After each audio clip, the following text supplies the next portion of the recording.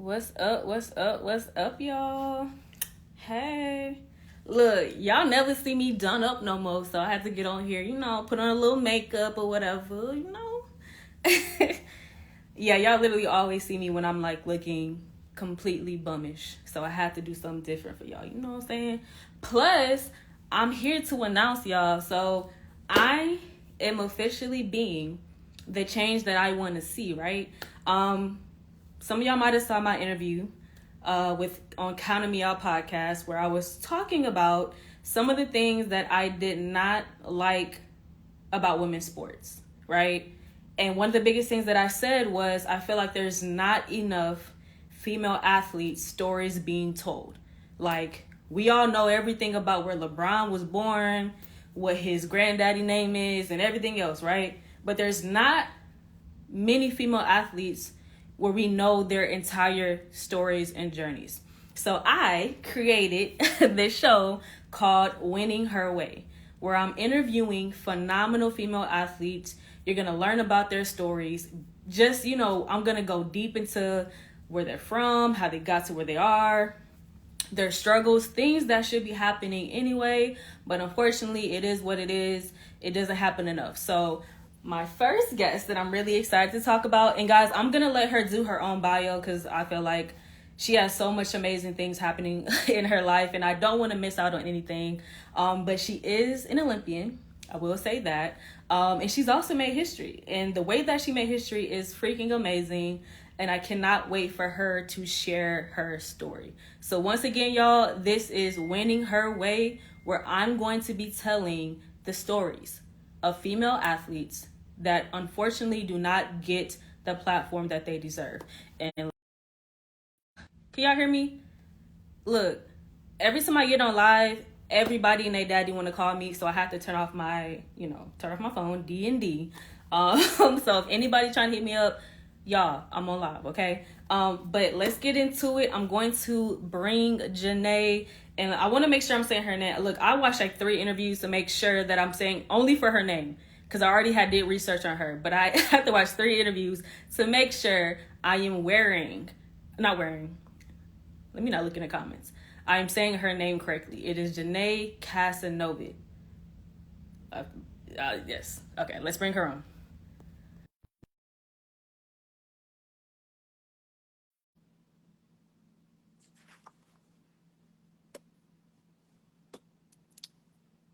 Let's see. Hey, how are you? Hello, hello. I'm good. You were so close on the name pronunciation. Oh, listen. Look, I watched 3 interviews and still. Okay, tell me how to say it correctly. Yeah, it's Janee Kassanavoid. Kassanavoid. Kassanavoid. Kassanavoid. There we go. All Yeah. right. Look. So I also got Shakari's name wrong. I kept calling her Shakari. She was like, Yeah. "It's Shakari, sweetheart." She did Yeah. not play by her name. So I know people get my name wrong. So I just want to make sure I said it right. But Yeah. Okay. thank you for joining. And where are you based? Yeah. I currently live in Manhattan, Kansas, but I'm from Kansas City, Missouri area. Okay, perfect. So thank you so much for joining. I really appreciate you. And we're gonna have fun. This is gonna be like a very relaxed interview. So you don't gotta be like, No, okay, I'll get enjoy it. yourself. So I have I have quite a few questions. I'm pretty sure we're not gonna be able to get through all of them, but there's definitely some that I wanted people to just know about you, right? For sure. So before we hop in, I want you to tell us your story. So kind of give us a rundown of your bio, who you are, where you're from, all those beautiful things, and then we're gonna hop into the questions. Yeah. So I'm Janee Kassanavoid, a professional track and field athlete, specifically in the women's hammer throw. I'm also Comanche from Comanche Nation in Lawton, Oklahoma. I'm the first Native American woman to medal at the track and field championships from 2022, made that history moment. A 2-time medalist and an Olympic hopeful in Paris 2024. That's the goal. You got it. Yeah, and a Nike athlete, also partnering with Nike in Seven, which is a brand aside of Nike, inspiring and sharing journeys of Native athletes as well. So yeah, that's me. Yes, I love it. Okay, so let's start from the beginning. How did you get into track, and especially hammer? Because I Mhm. remember because I'm a track runner as well. I ran track in college, ran track from 7 to 23. Unfortunately, when I tried to do field events, my coach laughed at me because he was like, just stick to running. I really wanted to do True. hammer, but he was like, look at you. Do you feel like you can realistically do hammer? So I'm like 5'1", right? So he was Okay. like against it. So how did you get into track and how did you get into hammer? Yeah, I definitely, track was kind of like the last of the last. I did it just for fun to stay in shape for all the other sports I played. I come from a very athletic and competitive family, so I didn't really start throwing until high school. I did a little bit in middle school, but I did also sprints. I did high jump, long jump, triple jump, whatever I could score points in. They're like, you got to do it. And I was like, okay. Wasn't a fan of the running, throwers, no cardio over here. But Oh my essentially, when I was recruited for college, I passed on playing volleyball, passed on playing basketball. My body was just kind of wore out from playing sports at a young age. And I was actually going to go into culinary school. But when goodness. everything came to it, track was the last option for me. So I went to Johnson County for shot and disc. I was there 1 year, and that's where I learned the hammer. I had never known of it before, seen it before. So I really took off with it very well and was pretty natural, and then got recruited to K-State. So my sophomore year, I came here, dropped everything else, and was solely a weight and hammer thrower. So Wow. here we are That 10 is years later, doing good. I was gonna say you're doing real good. Yeah. So what is like the most challenging thing and rewarding thing about being a thrower? Yeah, I would say just being like having that strength as a woman and it bringing confidence rather than like maybe insecurities or things when we talk about weight and expectation of what stereotypical hammer, or excuse me, just throwers in general should look like or should be Yep. built. Yep. That's something I really fought through because I'm just a raw athlete, and being told when I was a freshman, you have to get to 200 pounds to throw far, you have to be big, da da da. And I was like, I don't think so. I'm like very strong and I want to get stronger in the movement rather than just put on weight and feel heavy in a sense. So that was my strength, and realizing I'm very balanced, coordinated, strong in like power and dynamic movement. So that Yeah. is what allowed me to progress faster than most, with experience I didn't have as others. So so with you being because you were a student athlete, like what I guess was one of the biggest challenges you had with balance? Because I know that's something that all athletes of course struggle with. But I feel like when you're entering into college, it's a new world. You're no longer like you're under your parents' roofs. And then for females, it's still like a little bit different than Mhm. the guys. So going into college and being a student athlete, what did you struggle with the most and how did you overcome that? Yeah. I definitely did not prepare myself enough for college and the transition academically. I think none of us JUCO did. was very easy. I was like, oh, I got this. And then I went to K-State being D1, and I was like, oh, Different. chemistry. Right. So that was the balance, just academically being on top of your schoolwork, planning when you need tutors, asking for help, utilizing the resources you're given. Yeah, it took me a couple years to get used to that.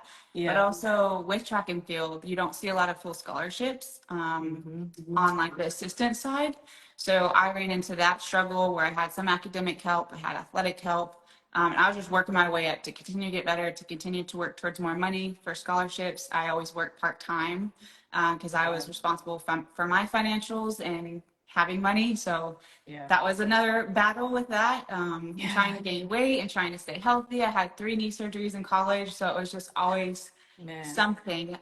But yeah, just kind of the mindset and mentality I have is to work hard and to trust the process. So always get after it. Of course, sitting out is hard, but I think I've come back stronger every time I feel like I've had a setback. So, Okay, so when was like your last injury? well, always I feel like with older age now, my body is not Oh, wanting look, to I work. understand. When you Yeah. start getting up in age, everything starts breaking down. So I understand. Yeah, my last surgery was going into my senior year, so the summer 2017, because I finished Okay. in 2018. So that was my last surgery. So I had a surgery that summer on my meniscus, but just before last indoor season in 2020, well, into 2023 season, I tore my meniscus again. So I didn't go the Mm. surgery route because, again, outdoor just around the corner, I didn't have time. So thankfully, with my support team and my staff and all my medical people on board, we figured out the best route to make it and hopefully long term kind of avoid these flare ups. So, Wow. Thankfully, we made it work despite all I bad love knees. that. So I'm currently healing from ACL surgery. I played women's football and played rugby. Like I told you, ran track, and Yeah. I pulled hamstrings before. But I think when you start getting into like the knee area, Yep. things just it's a longer process. For sure. So kudos to you for having three Yeah. surgeries and still being able to reach the heights that you've reached. That's like super inspirational, and that gives me hope because I'm hoping Yeah. to return to the field next year. Of So I think course. that's phenomenal. Yeah. So something that I'm excited to talk about, the Mhm. fact that you made history because you were one of the first Indigenous women to win a world championship medal. Yeah. Like, talk to us about that. That's freaking amazing. That's so inspirational. Yeah, it definitely was a very monumental moment for me in my career because it was my first world championship team. And then to be able to make it on the podium for women's hammer throwers is huge. It's something we haven't really done in this country. So to be a part of that, also with one of my close friends, like two women on the podium was amazing. And then to be everything that I inspire to be with having this platform and my goals in my career for my journey, just to empower women and to empower Native American women to create spaces and to continue to break barriers. Yeah, just hopefully get more hammer throwers in the world. You know, that's everything I hope to be and hope to do. So that moment was super empowering and very like it'll just all the feelings are coming back and I was emotions, gonna but it was say an amazing moment for sure. that's beautiful. So I'm sure you have a lot of little girls looking up to you and wanting to aspire to be just like you. So just give us a quick few words for all the little girls watching right now and that will be watching later. Like, what would you say, your the pivotal moment for you that kind of switched, turn on that switch when you were like, you know what, I want to do this and I can do this. Kind of explain that process to us. Yeah, it was definitely the end of my collegiate career. I grew up in a very small town, very low diversity, didn't really have a sense of who I was and self identity. I lost my father very young, who was full blooded Comanche. So, the closest tie to my heritage and culture. And so, I didn't have those moments with him and those times to learn from him and to know what it means to be Comanche or Native American and an Indigenous woman in this world. So, Yeah. kind of reaching out at that point in my career when I was having some success and like deciding what I wanted to do, keep throwing or go to a career. I just had a lot of people reach out and feel love and support, and that really just motivated me even more and helped elevate me to that next level. Just to know that I have so much backing of a community along with me to where I don't feel alone, and that pushes me even more to work harder and to compete at the highest levels. It's a lot. So that was the biggest Yeah. time for me out of college, transitioning into the professional world and to give me a reason to keep pushing. Oh man, that's beautiful. Yeah. So I'm trying to see if I want to ask this question last or if I want to ask it next. So being a female athlete, right? And Mhm. then also being someone of Native descent, what do you feel like is the biggest challenge that we have in women's sports? And how do you feel we can change that? It's definitely, I feel like the strength and resilience that we have as women, it comes along with so many other advantages and disadvantages to being an athlete. You know, the cycles that we have, macronutrients and things like that being low, like we have to continuously battle through. And my coach has always said, the female athletes he has worked with are naturally tougher and mentally stronger than all the male athletes he's worked with. Right. And I use that to my advantage, but I just think not giving credit where it's due, that we have to push through so much and endure so much when people are out here having babies and coming back. And, you know, it's just so much I think that we don't get enough credit for, and even as well as pay. Yeah. Another big We yay know. conversation in track and field. So Yep. but yeah, there's just so much to it where anytime I see female athletes having success and just doing amazing things, it just makes me so happy, and just to keep on pouring into the youth to continue the success. Yeah, so for a young girl that wants to get into track and field, Mhm. um, what do you feel like would be some of her obstacles based off of what we just talked about, and then also just the work ethic and being resilient and time commitment? Because I know there's a lot of people that feel like being an athlete, I feel like they know that it's not easy, but I don't think Mhm. they understand the grit and the sacrificing and the definitely when you're trying to go pro, like that type of time commitment. So what would you say to someone that is wanting to get into track and field? They might be thriving in college, kind of unaware and green when it comes to what's next for the next level. What would Mhm. be some of the things that you would, I guess, tell them this is what you Mhm. need to do to prepare for that level because it's going to be different. Yeah, absolutely. That's kind of what I lacked when I was making those decisions. I didn't really have a strong, other than my siblings who did amazing. They were D1 volleyball and basketball players. But as far as someone in that next level, especially for Native American women, I didn't have that leader or role model to kind of navigate these spaces. So I was, in a sense, going blind. And then in track and field, there's so many avenues, and it really depends on the individual and how you market yourself and put yourself out there, and then on top of your success. And I was in a place where it's like, I don't feel like I should have to do that. If I'm really Yeah. good, surely the marks and everything will speak for itself. But that Yeah. was not the case. You have to do a lot in that way. But I think just sticking to your gut and whatever you want in life, always take the risk and give it a shot, because you never know what can happen after the fact. If I was happy with my success in college, which was great, if I didn't give it a shot just to see where I could be, I would never be in this position to make history and to still inspire the youth and to empower Native American women. But I think always work hard. The hard work will pay off, and just trust the process. And I think you'll find joy in that. I don't think I could not live this life without being an athlete in some way or another. It's just a part of who I am and where I find love. And I think the harder days are always going to come and go, but when you have success and you have PRs and you're seeing good things in your sport, it's always going to make all of that worth it in the end. Ah, I love that. I love that. So, with 2024, literally pretty much being here tomorrow. And I know that and I know that Paris is very close. Mhm. What are your goals and how are you kind of preparing for that Paris opportunity? Yeah, it's a different time than 2021, when I thought I was ready to give it all and I had a shot, and I was definitely in the mix of women to make the team. But unfortunately, we fell 3 centimeters short of making the team.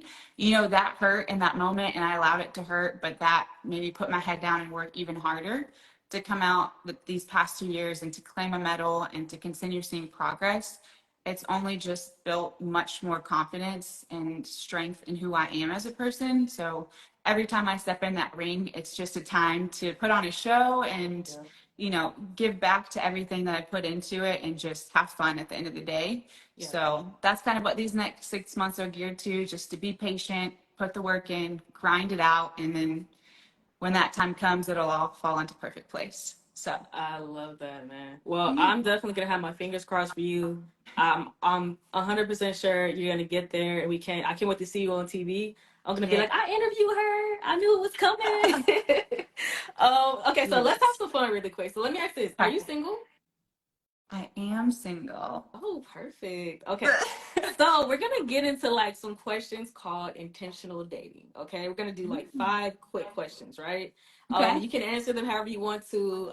But we gotta that's something that we don't talk about a lot either. Like dating as an athlete, that's a thing too. Intimidation, other things that might play a role in that. So Absolutely. we're just gonna dive right into them, okay? So we're gonna have some fun. Okay. Okay, so what is your ideal man? Like, what would he look like? What would his energy be like? His characteristics, those type of things. Hmm. Well, yes, I am average, taller woman. Even though I'd love to be 6 foot, I'm definitely 5'9". I'm a little strong, so they got to be taller than me. They got to be a little bigger than me or stronger, but we won't go there. It won't be that competitive. In my mind, it's like 6'3" plus.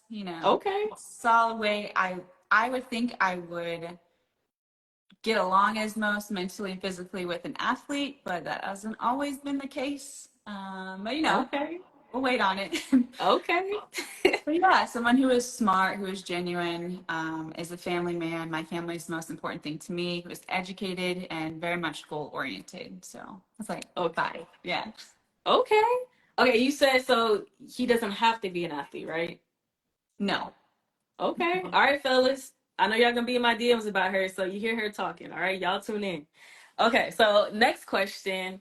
What would be the perfect date for you? I love to cook.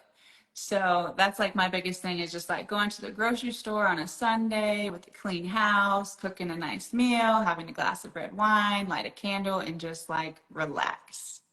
If not that, a Okay. sporting event. Okay, all right. I feel that. I like that actually. I would do the same thing actually. So Yeah. that makes sense.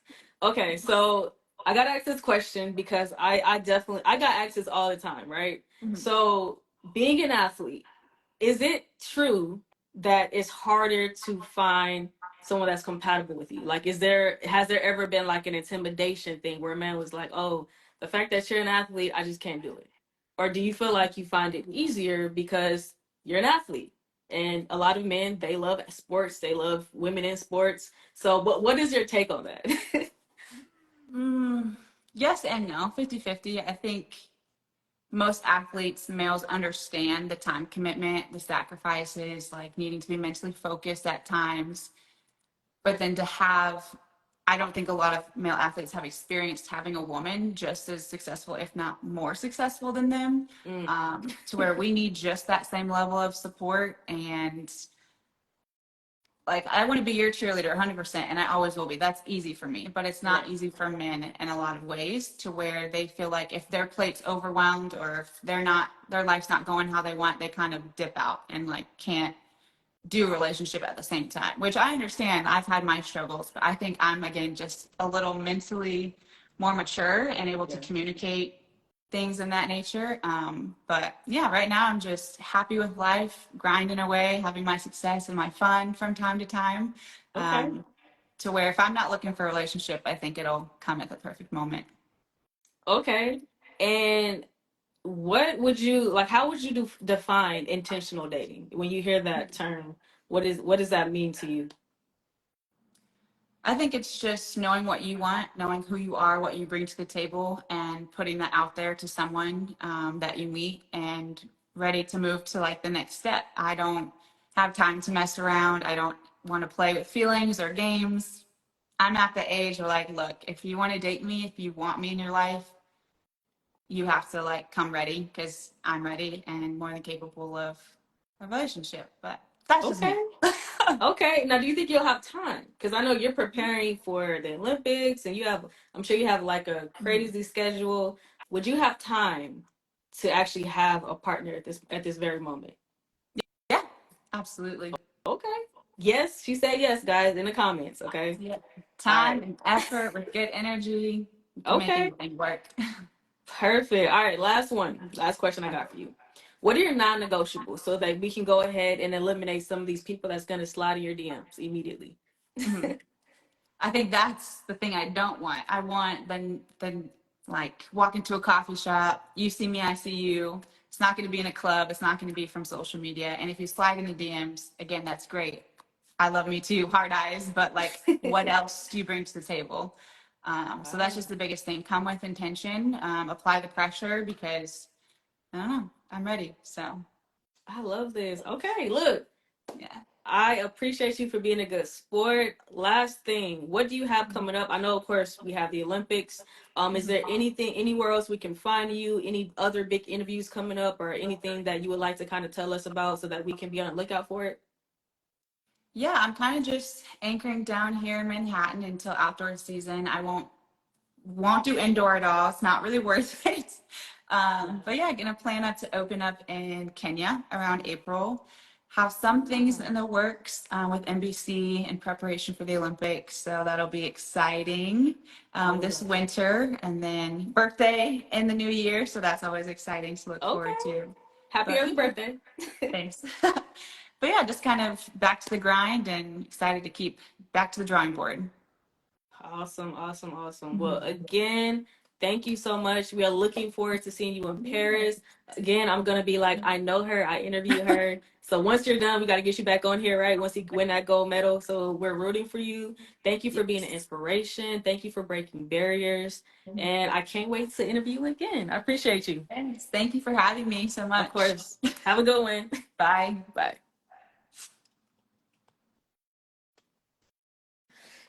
All right, everyone. I told you guys that I was gonna have an amazing guest, and that she was. So she, if you guys are just tuning in, she made history by being one of the first Indigenous women to win a gold or a world championship. Right? She's a hammer thrower. So this is the first episode of her winning her way, which again, this is a platform for female athletes that are doing phenomenal things, and I'm going to help amplify them and their stories and get things out there about them that you might not see in the media. Told you guys I really want to be the change that I keep complaining about, because we can complain about, we want to fix this needs to change, we need to do more, we need this support, but if I'm not doing my part by utilizing my platform to give these amazing women an opportunity to reach a new audience, who am I? Right? We can't sit here and depend on other people to make things happen when we're not making it happen for ourselves. So thank you guys so much. Again, this was the first one. Again, thank you so much, Janee. You were amazing. Guys, I have probably about 12 other female athletes that I'm going to be interviewing between now and the new year. Well, let me not say the new year. Now in mid-January. And so I am excited to share these amazing women's stories. If you guys have any other female athletes that you think I should interview, DM me, please, because I'm looking for more amazing females. But guys, we got some really badass women that's going to come on this show, and I cannot wait for y'all to hear their stories. Okay? So thank you guys for tuning in. Hold on. I saw somebody ask a question that I actually wanted to answer. The comments are moving too fast, so that might not happen. If I can find the question. Dang. Check out. Oh, dope. I definitely will. I definitely will. Yeah, guys, if you have any other amazing, phenomenal female athletes that deserve more of a platform to talk about what it is they're doing and spread their greatness, definitely let me know. But like I said, we do already have 12 women booked. And I'm super excited about sharing you their stories with you all. But again, I'm doing this because I keep complaining about there's not enough women stories out there. Like, we know all these the guy stories, we know the LeBron James and the Tyreek Hills and all of these dope women are dope dudes, right? But there's not a lot of female stories out there. And so for me, being a female athlete, I got to do my part. I have a large platform, and I believe in spreading people's amazing stories, because there's somebody out there, especially our younger generation, that is aspiring to be these amazing female athletes and male athletes, but they don't know how to get there. They don't know their struggles. They don't know the game plan, the blueprint. So if I can help again, amplify these women, and also help to give these younger generation kids a place and to really watch this and learn and grow, dude, why the hell would I not do that? You know what I'm saying? Like, what? Thank you guys. Thank y'all for, you know what? I must say this. I'm so proud of y'all. I ain't been on here in a minute, right? Because normally when I get on live, y'all be going nuts. Like, y'all be acting out of line. But I saw nothing but great, beautiful. Ooh, y'all, I just choked on my spit. I saw nothing but amazing comments the entire interview. And you guys are, it seemed like you guys are actually paying attention, soaking in her story, and I appreciate that. There's a lot of phenomenal female athletes. So I do have an amazing CrossFitter female athlete that is amazing, that's gonna be on here, so tune in. Let me see. Thank you, I appreciate it. Y'all, look, I'm just trying to do my part. That's all I'm trying to do out here in these streets. um Y'all are crazy. Um, thank you, thank you, thank you. I know y'all. Look, I know I try to get on Instagram as much as I can, but man, things have been happening. Life has been happening, and there's a lot of amazing things that I cannot wait to share with you all. But it will come when it comes, but I'm gonna try. Well, I am gonna be on here more because I'm gonna be interviewing these amazing female athletes. Um, but yeah, guys, getting on IG Live is a lot sometimes. How am I feeling? I feel amazing, y'all. So I'm in month 10. Wait, I'm in month 11 of my ACL recovery journey. So I'm able to sprint. I'm starting to cut. I'm doing footwork. Like I'm doing all types of stuff. The things that I was doing before I got injured, not 100%, but I'm probably at like 70%. So my goal is to be back on the field, right? The flag football field. I'm not playing tackle football. For those who keep asking, get back on the flag football field in May, if that is what God has for me. But we will see. So yeah, guys, I'm just, doing what I gotta do to get back there. Yes, of course, she's amazing. She is amazing. So fingers crossed, prayers up for Janee to make the Olympic team. I'm super excited about her. Like she's super dope. So I can't wait to see how that goes. All right, guys. I love y'all. Thank y'all for tuning in. I'm gonna be back on here, I think Wednesday, with another amazing female athlete to share with you all and her beautiful, amazing story.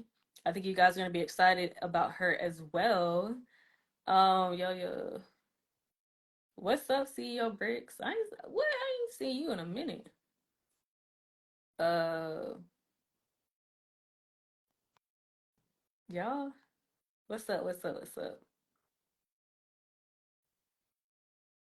All right, guys, love y'all. I'm getting off here. I'm hungry and I'm tired. Man, let me tell y'all, my trainer, this man be trying to kill me and my best friend every time we go. So I be needing rest after these sessions. So I love y'all. See y'all soon, and I will.